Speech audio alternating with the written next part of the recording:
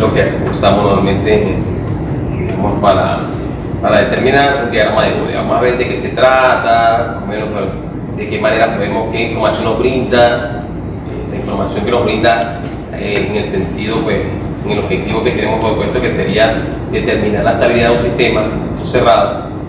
De qué manera, qué información nos puede ayudar a determinar esa estabilidad absoluta, ¿no?, del sistema.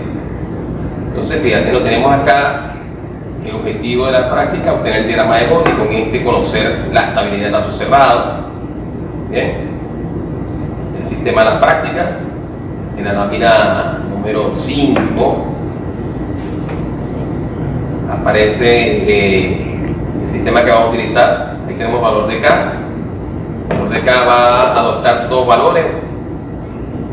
Primeramente vamos a utilizar K igual 20, después K igual 200.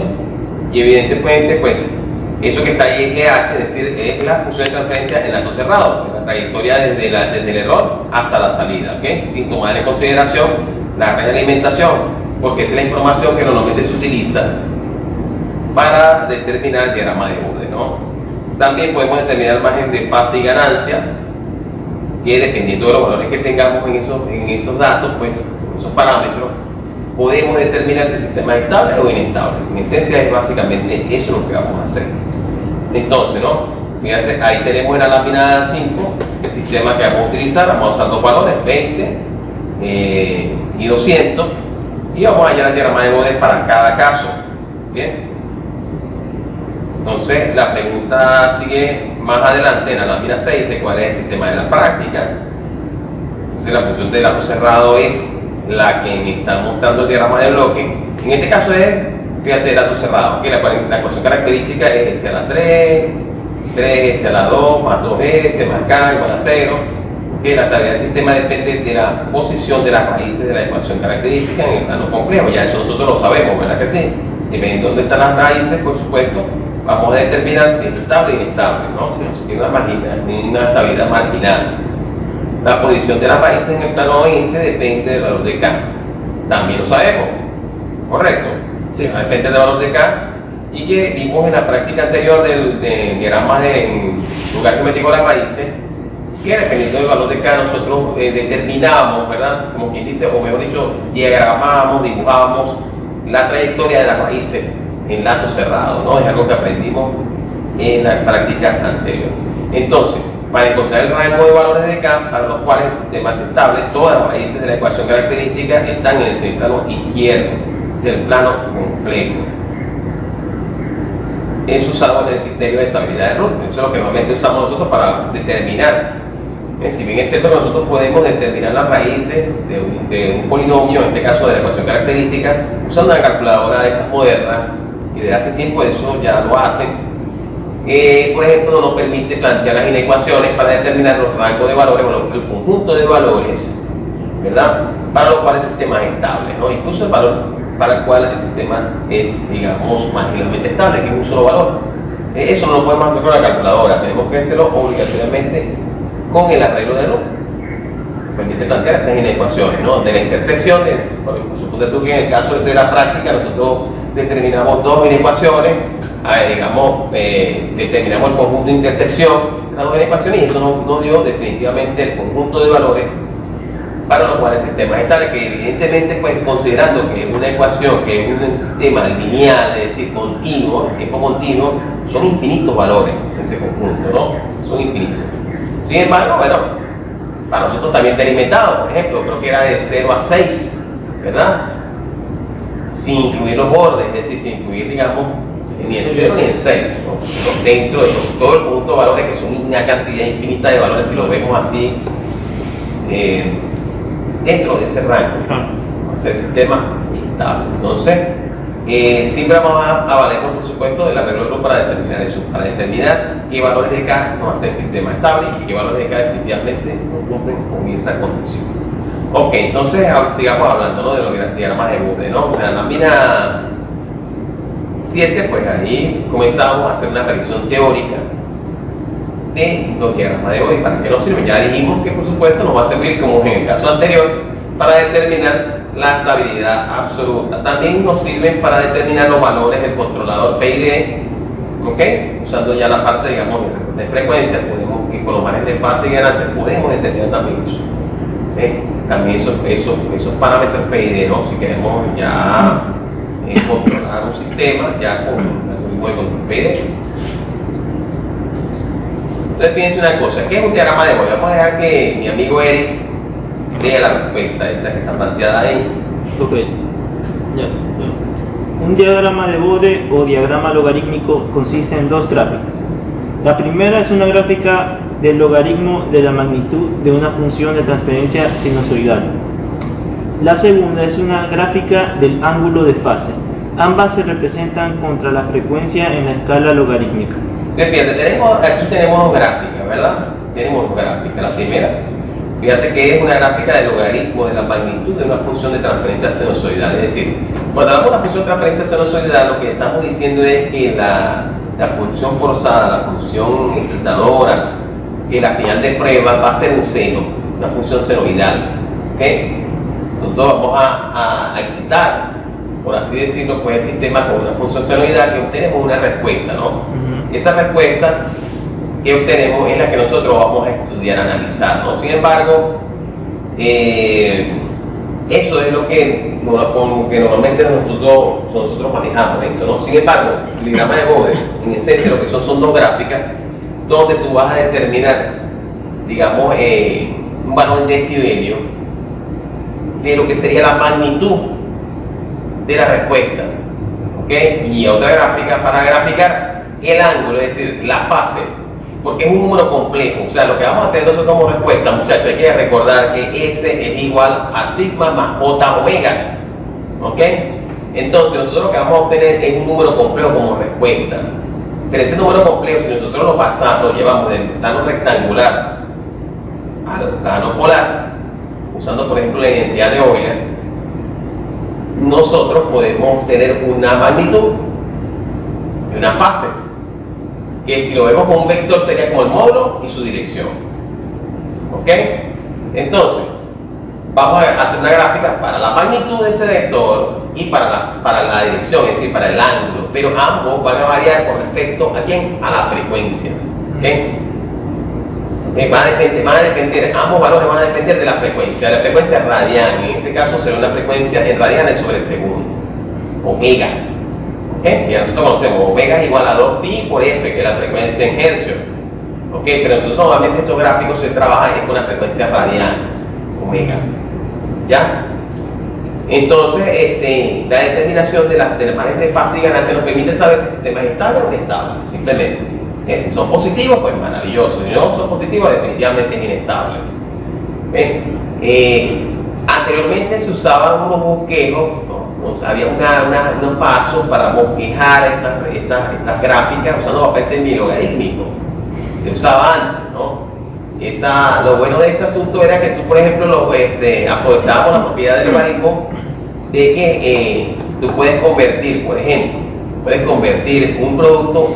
Si le aplicas logaritmo, pues valiéndose de la propiedad del logaritmo, convertirlo en una suma. Entonces, lo que es un producto, podías al final sumarlo. La multiplicación del producto, ¿no? Exactamente, se convierte en una suma. Entonces, al final era sencillo porque simplemente sumabas y obtenías entonces todo el gráfico que era un bosquejo aproximado, tanto en ganancia como en fase, del sistema, ¿no? Era algo que antes se hacía así de esta manera. Había que usar papel semilogarítmico, era horrible de todas formas, porque, por ejemplo, si tenía, digamos, varios factores, entonces te complicaba un poco la suma, había que hacer las frecuencias de corte, o sea, era algo que tenía su trabajo, como todo lo que tiene que ver con control automático en épocas pasadas, ¿no? El geométrico de las raíces también era bastante complicado, muchos pasos. Sin embargo, evidentemente, pues eso ya es cosa, debemos, por supuesto, yo tengo esos pasos y en clases normalmente de teoría yo los explico igual, ¿no? A pesar de que no lo vamos a evaluar porque no tiene sentido, porque igual, o sea, si es por herramientas, pues igual vamos a necesitar un papel semilogarítmico, o sea, no lo podemos hacer nosotros a mano alzada, ¿ya? Sin embargo, pienso una cosa, es una cuestión sencilla, ¿no? Si ustedes van dándole valores a omega, ¿verdad? Ustedes pueden definitivamente dar la función de transferencia como una función que depende de la frecuencia y pueden graficarlo ustedes. pueden graficar eso, sí, se puede graficar igualito, ¿no?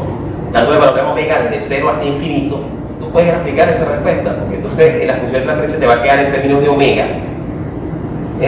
sabiendo que S es igual a J omega, donde haya S tú le pones J omega, y ahí en J, ahí tienes J, pues la parte compleja, ¿no? Te va a quedar un número complejo, y dependiendo del valor de omega, te va a dar un número cada vez complejo. O sea, cada vez que tú des un valor de omega diferente, tienes un número distinto, complejo, un número distinto. ¿Ok? En el caso, y ese número complejo, por supuesto, tiene una magnitud, ¿no? Y tiene una fase. Entonces tú graficas la magnitud que te vaya dando y la fase que te vaya dando, también la graficas. Y eso en papel semi-logarítmico, y así sencillamente también lo puedes hacer. Sin embargo, pues, es trabajoso aún así. Entonces, es ahí donde entran en escena, por supuesto, los paquetes informáticos que nos hacen el trabajo. Porque nosotros no, o sea, digamos, perder tiempo. Sé que estaba viendo por ahí perder tiempo en hacer ese tipo de cosas, pues no tiene sentido si hay herramientas que te lo permiten de una vez definir, ¿no? Rápidamente.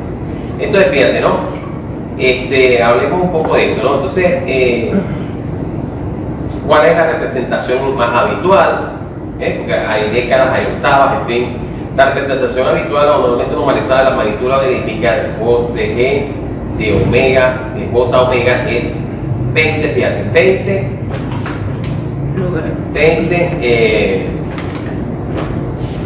logaritmo.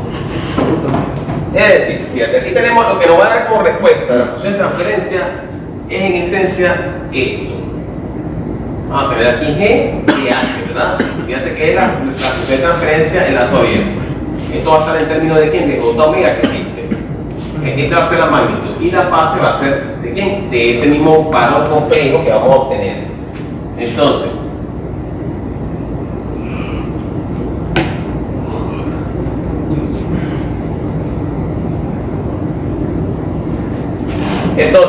fíjate, 20 logaritmos, ¿verdad?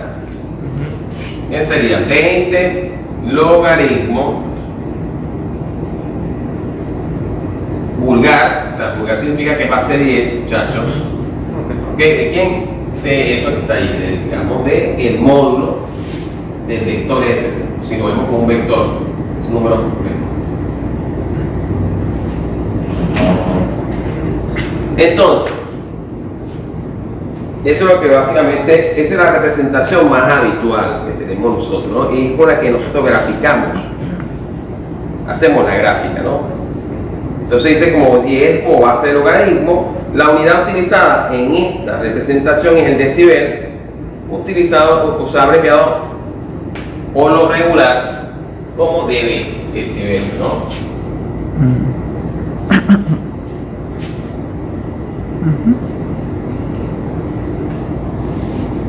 Entonces, el módulo que obtengas del valor, digamos, el número complejo, cuando tú introduces, por ejemplo, tú transformas toda la función, digamos, la función de transferencia de lazo abierto, cambias de variable, vamos a decirlo así, pasas de S a J omega. ¿Ok? Y vamos a suponer que tú le coloques allí que omega vale 1. Inmediatamente todo se te va a transformar en un número complejo. Toda la función de transferencia. Eso te va a dar como resultado un número complejo digamos, en forma rectangular. Pero hay que recordar, muchachos, ¿okay? Por ejemplo, que si tenemos esta forma rectangular así,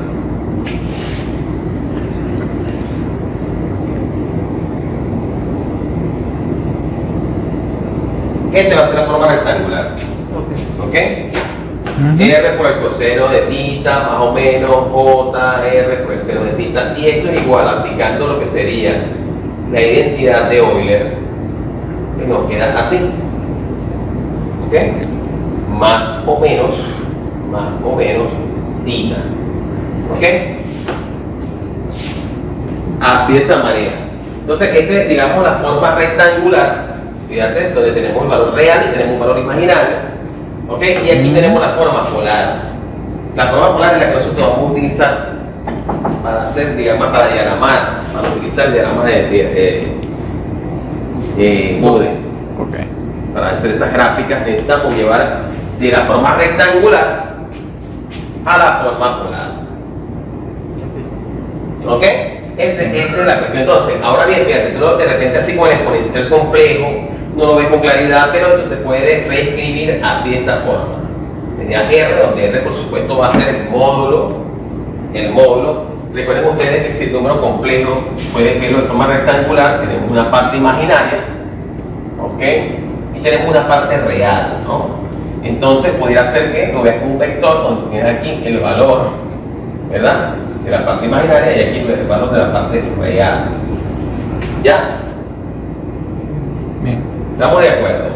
Entonces, fíjate, aquí tenemos a Tita. Tita estaría aquí.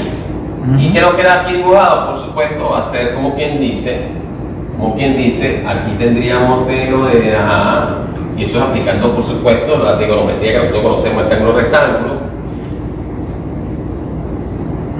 ¿Ok? Sería parte, y aquí tenemos a Tita. Fíjate, cateto opuesto sobre cateto adyacente, tangente. Ok, entonces de esa manera tú determinas eso, ¿no? Bien, entonces la forma, digamos, polar que nosotros vamos a utilizar sería entonces así. O sea, vamos a poner ahí, este símbolo significa fase o ángulo, argumento, este símbolo, y dentro de ese símbolo, por supuesto, vas a tener más o menos el ángulo, que va a estar en este caso pues en grados. ¿Ok?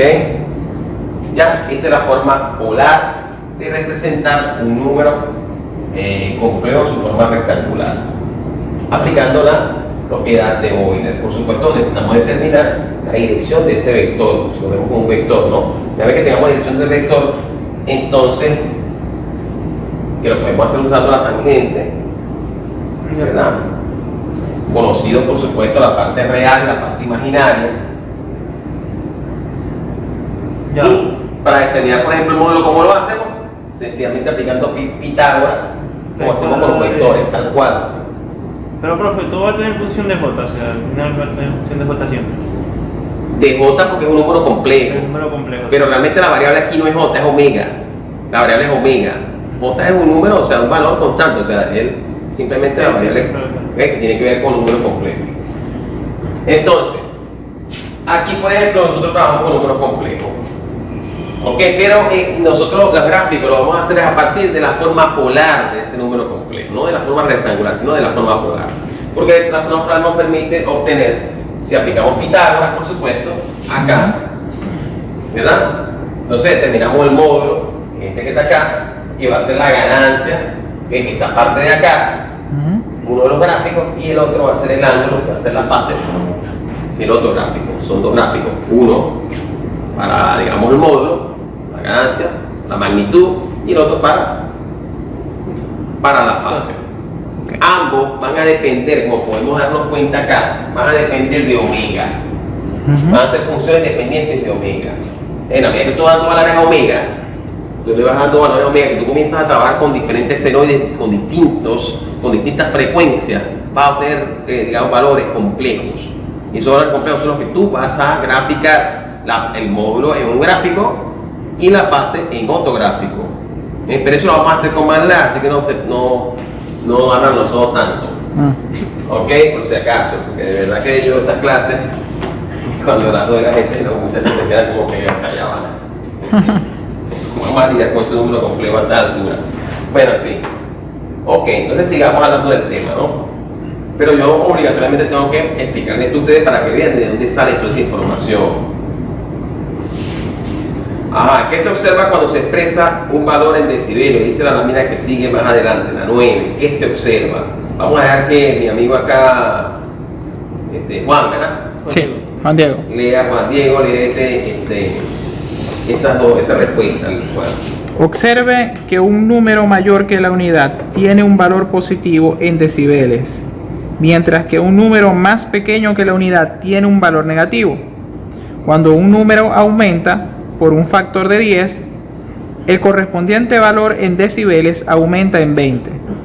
Esto puede ver. No, esto se puede ver. Lo que pasa es que ahí escribí revelado. Esto se puede ver a partir de la siguiente relación. Esto se puede ver a partir de la siguiente relación. 20 log k por 10 es igual a 20 log k más 20 log 10, igual a 20 log k más 20. Note también que cuando se expresa en decibeles, el inverso de un número difiere de su valor solamente en signo. Esto es para el número k, que tiende a 20 log k, igual a menos 20 log 1 sobre k. Exactamente. Entonces, aquí pues, evidentemente lo que tenemos es la propiedad logarítmica. Si por ejemplo nosotros aplicamos el logaritmo, el inverso de un número logaritmo, va a quedar, hay que recordar por ejemplo cuánto va el logaritmo de 1. De 0, ¿verdad? Entonces, si tú tienes, por ejemplo, vamos a suponer que el logaritmo vulgar, en este caso, de 1 sobre x, ¿ok? ¿A qué va a ser igual? Al logaritmo de 1, ¿verdad? Menos el logaritmo de x. ¿Ok? Ahora, el logaritmo de 1 vale ¿cuánto? 0. De manera tal que esto es igual a decir a menos el logaritmo de x. ¿Ok? Entonces, 1 sobre x es igual a menos el logaritmo de x. Eso es esta parte de la propiedad. Ahora, dice algo más. Decía, por ejemplo, que los valores que superaban la unidad, ¿verdad? ¿Qué valor se tiene? Pues por supuesto, en este caso sería positivo, valores positivos, ¿verdad? Los valores que superan la unidad te da valores positivos, pero los valores que están por debajo de la unidad, vamos a suponer 0.5, 0.7, 0.01, eso te da un resultado valores en decibelios negativos. Es decir, que la unidad es como quien dice nuestro límite entre positivo y negativo. Eso es lo bueno de hacer esto. Ahora bien, otra ventaja que tenemos, por ejemplo, muchachos, de graficar, y ahí lo dice, por supuesto, más adelante, de graficar, usar gráficas logarítmicas, es que nosotros vamos a trabajar con frecuencias altas y bajas, es decir, bajas frecuencias y altas frecuencias. ¿Ok? Que por ejemplo, ¿qué sucede cuando uno hace valores muy altos y valores muy bajos en un solo gráfico? En ese gráfico no se te va a ver, por ejemplo. Un ejemplo sería algo como esto.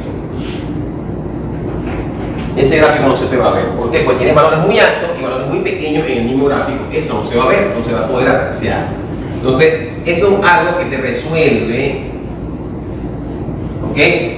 Hacer gráficos logarítmicos. Por ejemplo, si yo tengo un gráfico lineal, normal, linealito, sin logaritmo. Chévere. Yo lo voy a graficar y resulta que lo que tengo aquí está el plano, ¿no? Y cuando lo voy a graficar, lo que tengo es esto. Algo así. Ese es el gráfico. Mira, pegado prácticamente a los ejes. Pero cuando yo lo paso a forma logarítmica, entonces mira lo que veo.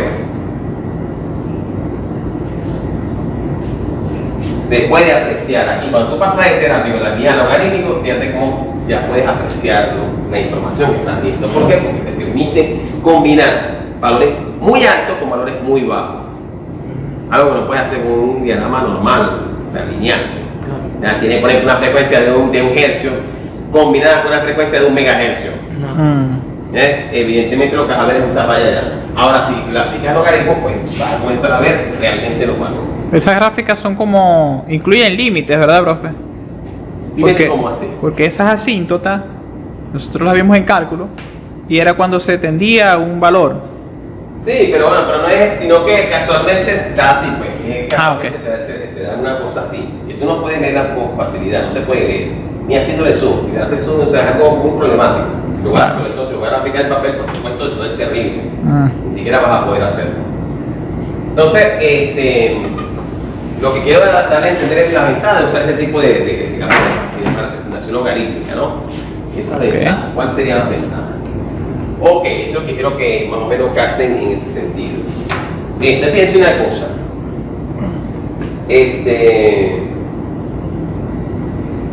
Ok. Seguimos entonces en la lámina 9. Dice qué tipo de papel con graduaciones se emplea. ¿Ok? Ya dejamos dejar que él lea esa respuesta. En representación logarítmica, se trazan las curvas en papel semilogarítmico, utilizando la escala logarítmica para la frecuencia y la escala lineal, ya sea para la magnitud en decibeles o para el ángulo de fase en grados. El rango de frecuencias de intereses determina la cantidad de ciclos logarítmicos requeridos en la abscisa. Ok, fíjense una cosa. Fíjense una cosa, muchachos. Entonces, El gráfico que tenemos es básicamente sería algo como esto. Bueno, en el caso de la ganancia tendríamos en decibelios, ok, valores positivos y valores negativos, ¿no? En decibelios. Aquí vamos a tener valores lineales, no es lineal totalmente. Sin embargo, digamos para las ordenadas y para las abscisas, sí vamos a tener valores logarítmicos. Ahora, la grabación logarítmica va así de esta forma. Sería 10 a la 0, 10 a la 1, 10 a la 2, 10 a la 3, 10 a la 4. Entonces, fíjate, lo que debería ser 4 resulta que es ¿cuánto? Ya te voy a decir. 10 a la 4. 10.000. 10.000, ajá. 10.000, lo que es 4 Ah, no, es 10.000. 10 a la 3. Y lo que es 3, por ejemplo, es entonces 1.000. Y lo que es 2, lo que debería ser 2, resulta que es 100. Y el 1 es 10. Entonces, fíjate cómo es muy diferente. Fíjate que aquí ya apenas del 1 al 4 ya tienes 10.000. Entonces, fíjate cómo unimos este número tan alto con este aquí, apenas avanzando 4 divisiones nada más. ¿Entiendes? Claro. Entonces, fíjate cómo nos permite obtener valores gráficos, valores altos con los que no son tan altos. Entonces, aquí nosotros vamos a tener igualitos. Por ejemplo, en este caso vamos a tener 1, 2, 3, 4, y aquí menos 1, menos 2, en fin. ¿Okay? O sea, esta parte es lineal normal, pero esta parte sería, digamos, este eje de las abscisas tendría entonces esta configuración. ¿Ya? Y de esa manera es como se grafica esto. ¿Ok? En el caso, por supuesto, este sería en decibelio, esta parte de acá sería en decibelio, para el caso de la ganancia en decibelio, y para el caso, igual, para el caso, digamos, de la fase, en lugar de decibelio tendría grado en el eje de las coordenadas. ¿Ya? Ok. Entonces, básicamente se trata de ese diagrama. Sin embargo, no lo vamos a hacer a pie, por supuesto, así que el papel que utilizamos, el semilogarítmico, no lo vamos a hacer a pie. Hay profesores que seguramente echaron de menos no mortificar a los estudiantes con eso, porque eso implica cierto reto. Pero bueno, eso se acabó y no se puede estar insistiendo en cosas que ya no existen, ya no tienen sentido. Sobre todo si tenemos herramientas que te facilitan y que te hacen más productivo el trabajo. Entonces sería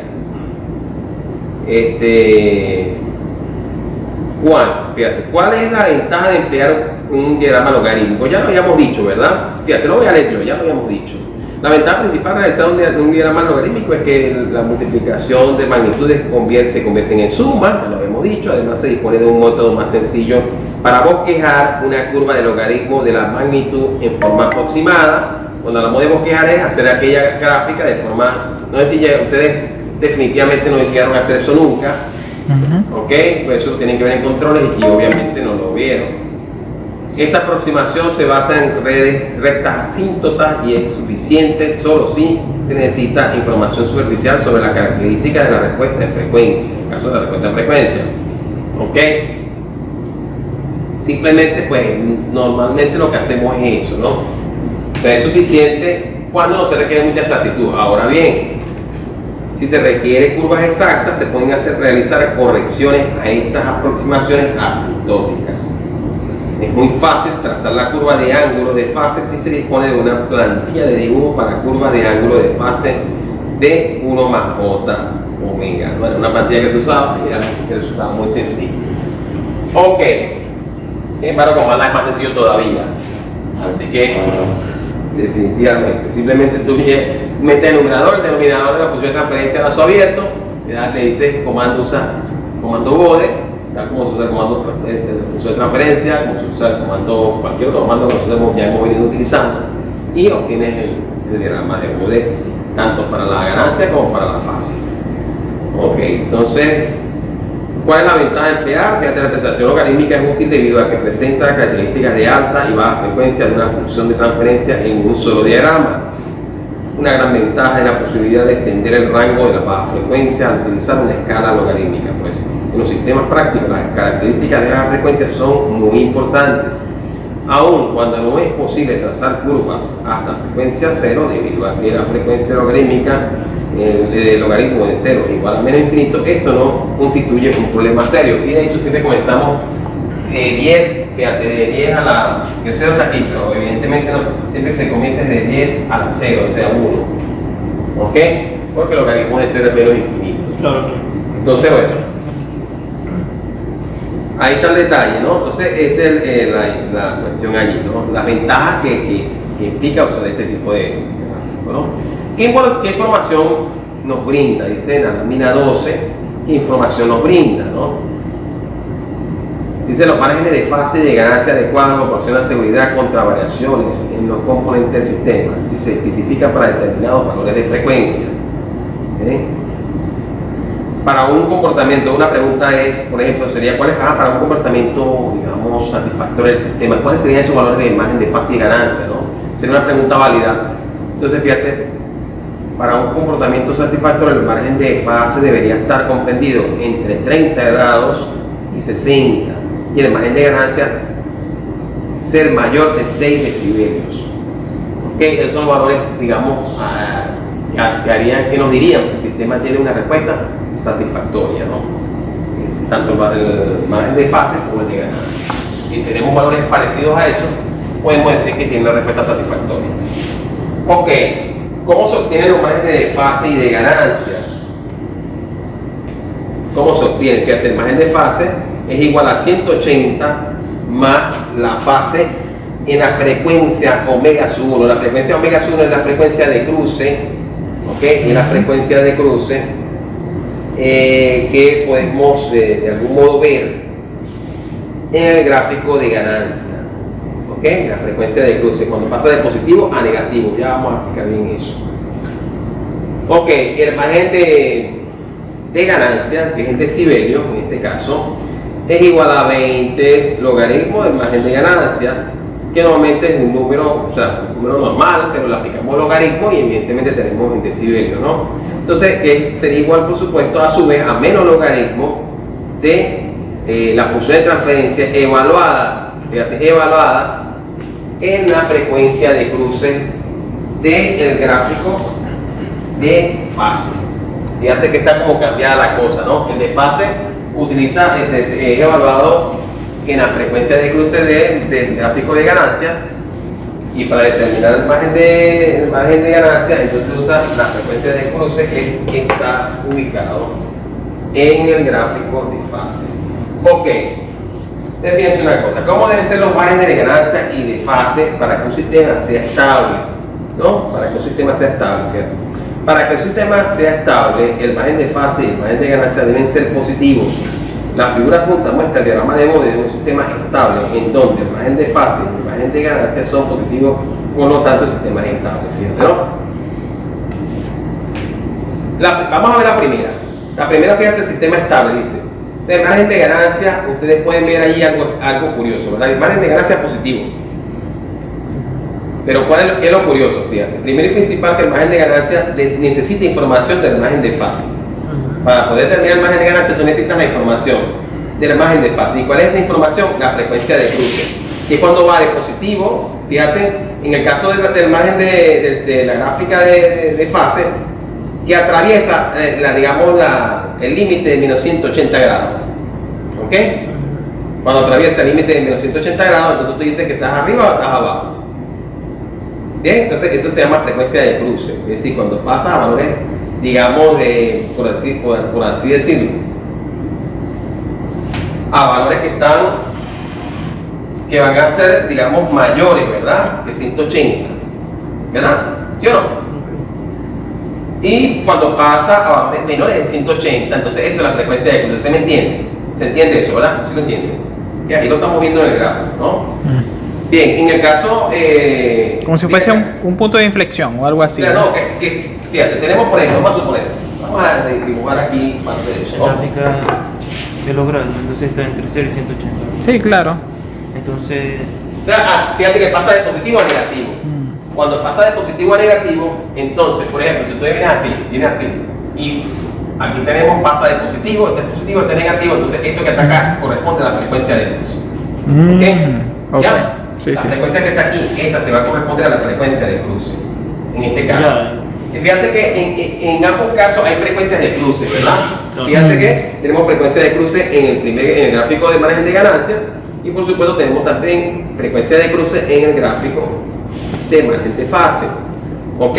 Ahora bien, fíjate, la frecuencia de cruce del margen de ganancia se utiliza para determinar el margen de fase. ¿Lo ven? Sí, sí, claro. Y Los dos puntos de eso. fíjate, la frecuencia de cruce del margen de fase se utiliza para determinar el margen de ganancia. ¿Ya? Sí. O sea, depende uno Sí, de otro. depende uno del otro. ¿Ok? Eso es importante. O sea, omega sub 1 sería la frecuencia de cruce del margen de ganancia. Que es cuando pasa de positivo o negativo. Porque, por ejemplo, supongamos que en ese caso va a valer realmente un valor del módulo del número complejo, va a valer 1. Y cuando le saques el logaritmo de 1 es 0. ¿Entiendes? Entonces realmente lo que vale es en números normales, sin decibelios, vale 1. Ahí el valor 1 es 0 decibelios. ¿Ok? Entonces, básicamente es así como podemos determinar nosotros eso. Ahora fíjense una cosa. Fíjate, vamos a fijarnos en el gráfico de margen de ganancia. Dice margen de ganancia positivo. ¿Tiene sentido eso allí? Fíjense, margen de ganancia positivo. ¿Por qué tendría sentido que es positivo cuando nosotros vemos que está por debajo? Porque está entre los rangos de 0 y 180, el rango que habíamos establecido. Me refiero al de arriba. Bueno, está dentro del rango. No, pero no están entre el 0 a 180, están entre 180 al Fíjate, menos. acuérdate que el gráfico está expresado en decibelio y el otro en grado. ¿Ok? La parte digamos, el eje horizontal son las frecuencias.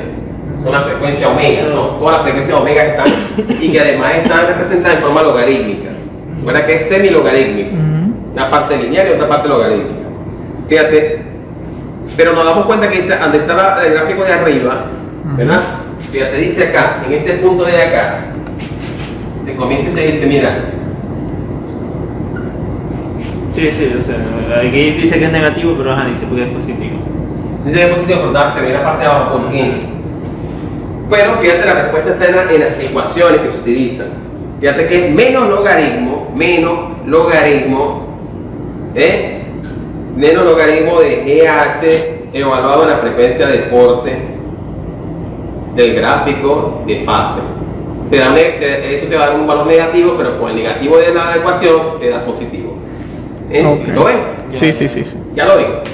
Ok, y en el caso anterior, ya se ve, fíjate, son valores negativos. En ningún momento eso, o sea, todos los valores son negativos. Fíjate, de los 90 a 270 todos los valores son negativos. Ahora bien, fíjate una cosa, ¿no? Cuando nosotros determinamos la frecuencia de corte del margen de ganancia, nos permite determinar el margen de fase. ¿Y por qué dice que es positivo? Porque si nosotros nos vamos igualmente a la ecuación, fíjate, sería el margen de fase, que es un valor negativo, ¿verdad? Si lo vamos a sumar a 180 más el margen de fase, que es negativo. Pero como siempre si va a ser, por ejemplo, ese valor va a ser menor a 180, te va a dar un valor positivo. ¿Me explico? Sí, claro. Ok. ¿Entiendes? ¿Lo ven? Gracias. Lo ven, fíjate. Entonces en este caso, 180, vamos a suponer que sea 180 menos 45. Este valor que está acá es negativo. Claro. ¿Ok? Pero 180 positivo. mayor te da un valor positivo. Entonces, ¿ven? Claro. ¿Entienden ahora de dónde sale lo que dice que es positivo? Sí. Tiene que ver con la fórmula. Tienen que ver con la fórmula, no con el gráfico. Si dejas por el gráfico te vuelves loco, Claro. Dice negativo, pero yo veo que aquí está la parte como está debajo de cero. Eso como es, te vuelves loco. No Literal. tanto, digamos, el gráfico de margen de fase se ve positivo, ¿verdad? Pero sin embargo te das cuenta, no, pero también son negativos. Fíjate, menos 90, menos 180, menos 100. ¿En qué momento ese valor es positivo? Claro. Después las ecuaciones que tú determinas eso, si es positivo o negativo. Si te da negativo, ya sabes que, fíjate, en el caso fíjate, en el caso del sistema inestable, nos damos cuenta que el margen de ganancia es, sin duda alguna, va a dar un valor positivo. Al dar un valor positivo, con el negativo que tiene la ecuación, Negativo. te da negativo. Y efectivamente, lamentablemente, ahí está frito. Y en este caso, por supuesto, fíjate, son valores que son mayores a 180, Claro, sí. negativo, vamos a suponer menos 190, 190. más 180 te da menos 10 grados, compañero, negativo también. Negativo. Entonces el sistema es inestable, ¿ya? Sí. De esa manera es como tú sabes si es estable o inestable. Así de sencillo, no tiene mucha complicación. Es bastante sencillo, ¿no? Ok, entonces fíjate las frecuencias de cruce. Hablemos un poco sobre estas, ¿no? ¿Qué son las frecuencias de cruce? Ya nosotros habíamos hablado, por supuesto, pero podemos... Ya, omega sub 1 sería la frecuencia de cruce a la cual, fíjate, omega sub 1 la frecuencia a la cual el módulo de GH de J omega en decibelios es igual a 0, ¿ok? Esa es la frecuencia de cruce que se ubica en el gráfico de margen de ganancia, ¿ya? Y la frecuencia, y la otra frecuencia, omega pi, sería la frecuencia a la cual el ángulo o la fase de GH de J omega es igual a menos 180. ¿Okay? Cuando pasa de positivo a negativo, es decir, que cuando atraviesa ese confín, ese límite, entonces tú dices que esa es la frecuencia de cruce. Okay. ¿Se entiende? Sí, sí. Ok, entonces el procedimiento, ¿no? De la práctica. El procedimiento de la práctica, ¿no?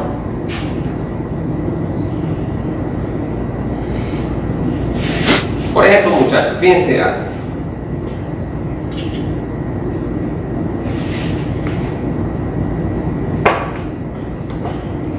¿Cómo se procederá? Se obtendrá el diagrama de Bode del sistema cuya función de transferencia de lazo abierto es, ahí está, ¿no? Ya lo tenemos, ese es el diagrama de Bode. Se encontrarán los diagramas de Bode para K igual 20 y para K igual 200. Las funciones de transferencia de lazo abierto para estos valores son, ahí están las funciones de transferencia, cada una de ellas, ¿ok? Con los diagramas de Bode se obtendrá el margen de fase y el margen de ganancia de cruce, la frecuencia de cruce, ¿ok? De ganancia y el margen de ganancia y la frecuencia de cruce de fase, obteniendo estos valores la estabilidad del lazo cerrado del sistema. ¿Qué más se encontrará? También se encontrará la respuesta en el tiempo para los valores de ganancia del lazo abierto como una forma de comprobar la estabilidad del sistema. Los programas para encontrar los diagramas de Bode y las gráficas de respuesta en el tiempo, usando MATLAB, son dados a continuación. Ahí tienen todos los códigos, ¿no? Entonces fíjense una cosa, muchachos. Por ejemplo, supongamos que vamos a hacer el primero, ¿no? Intenten hacer eso ahí en el teléfono a ver si les sale. Si no, nos echamos una ojeada a la computadora a ver qué tal. A ver si les sale.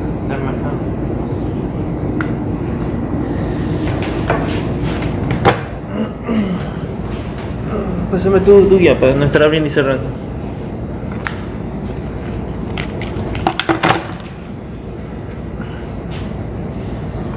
Fíjense una cosa, por ejemplo, si yo tengo esto, muchachos, para que lo vean un momentito, yo tengo esto, tengo la función de transferencia GH y esto, S más 1.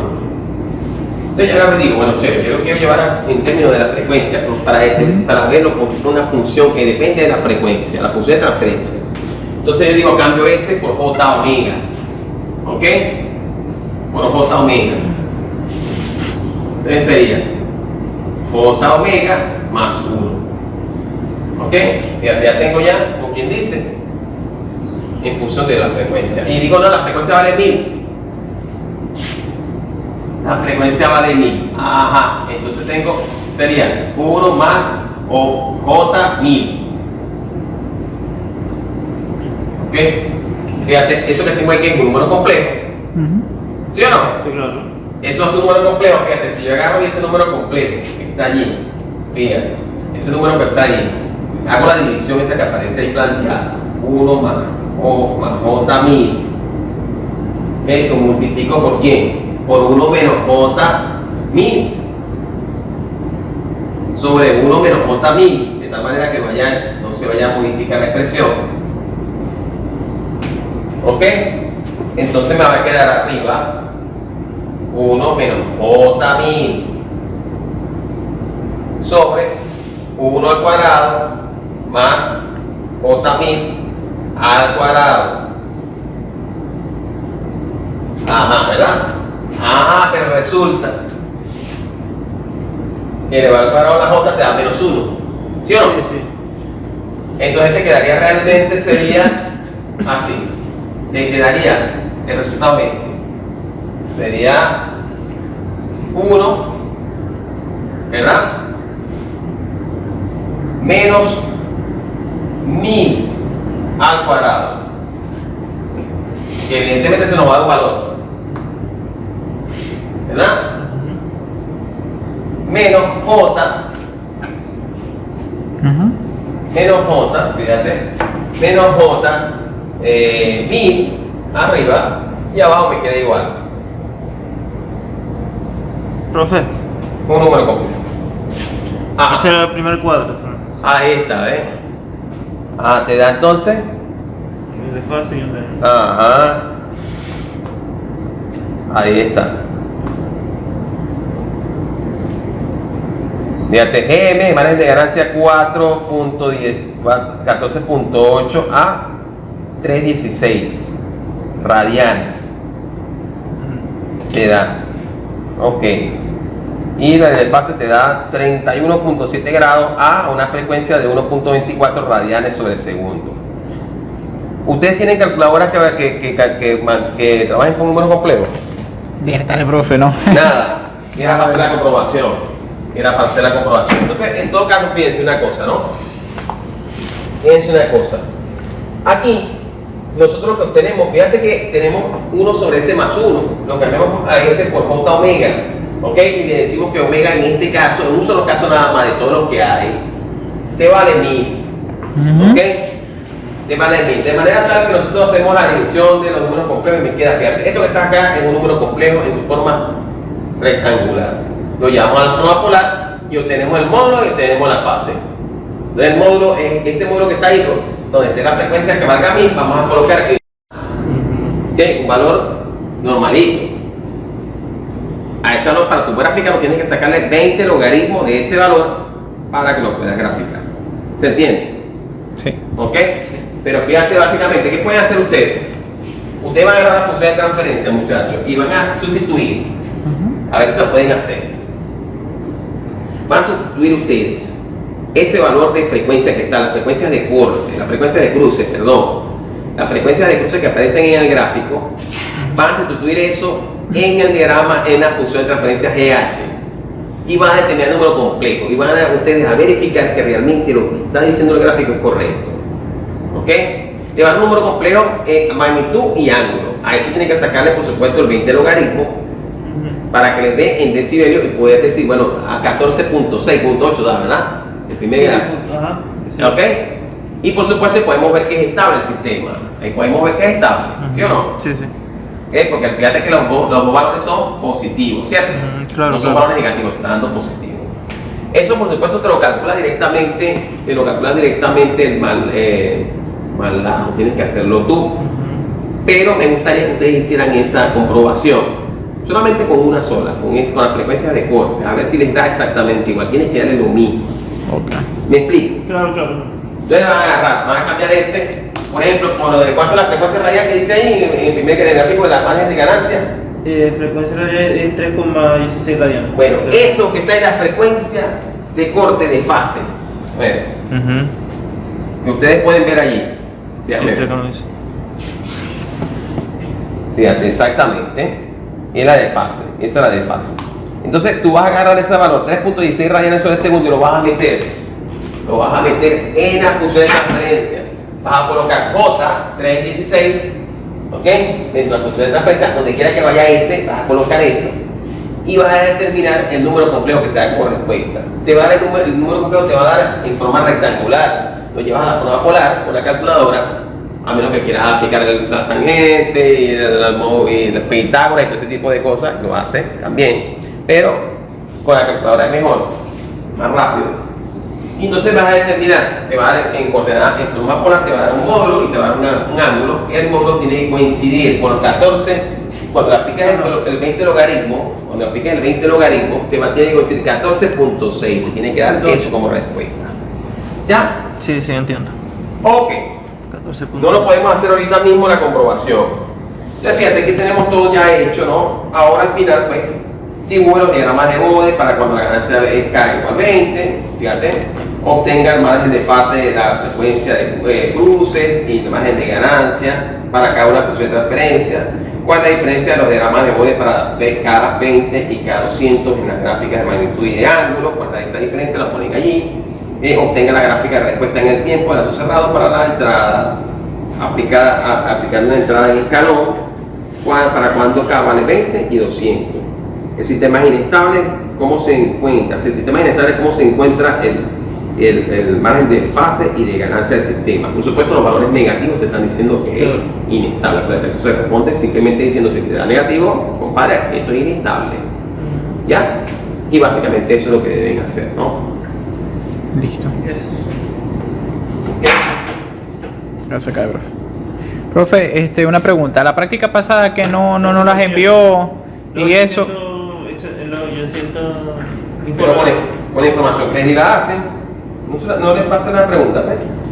No, profe, no nos pasó nada, ni los archivos ni nada. No nos pasó los PDF ni las diapositivas.